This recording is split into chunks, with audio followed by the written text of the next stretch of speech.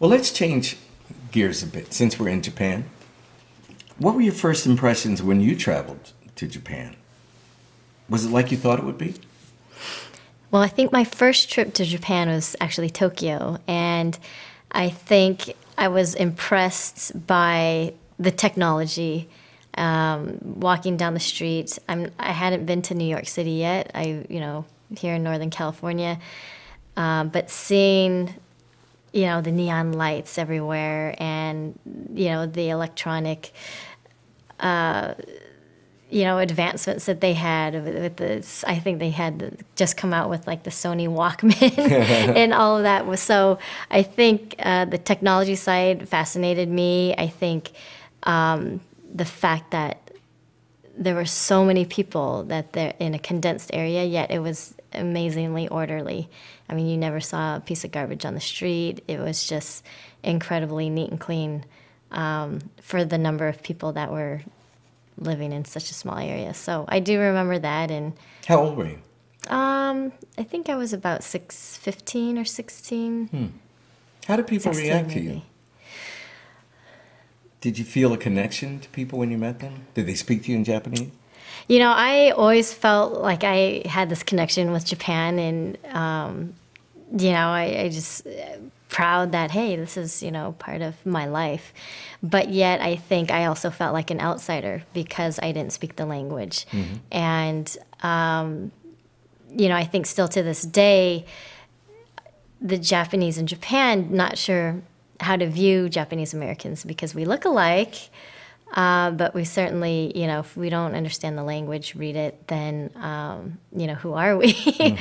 So it's, so you do feel a little bit like an outsider, a little bit embarrassed to ask for directions or, speak to them in English because you know that they would expect to hear Japanese come out of your mouth and not understand why you don't know the language. Yeah.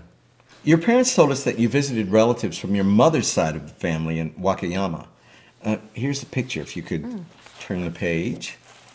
Kristi, there's you with There I am, yeah. Wakayama relatives. What was it like to meet these relatives?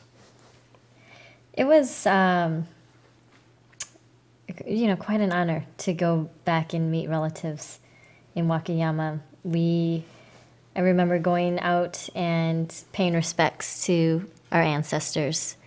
And, after we did that, we went to their home and, just kind of sat around and kind of got to know each other. There was a little bit of a language barrier, but shared a meal together, and it was fun. I think it was neat to kind of connect with where my mom's family came from.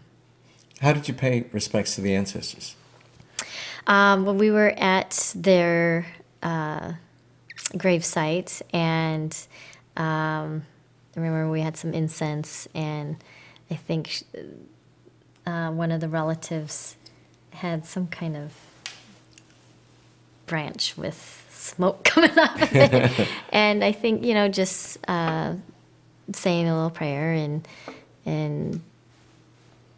kind of introducing, it felt like I was just introducing myself to them and paying respect to be on their property and meet their family. Was it the graves or their... Yeah, I remember there were headstones, and I believe it was on their property. I remember just walking outside in just a short distance. Oh, it must have been moving. It was. I felt that it was emotional, and I know I could tell from my mom that it was emotional for her. And I think at that point you do feel like you really connect with where you came from and who your family is. Did you feel like you'd come home, in a sense? I think in a sense, I felt like, not necessarily that I was going home, but that I was getting to know my family and who we all were, and just acknowledging that, where we came from. I don't know. It's just building a bridge, I think, between the lives in America and the lives in Japan.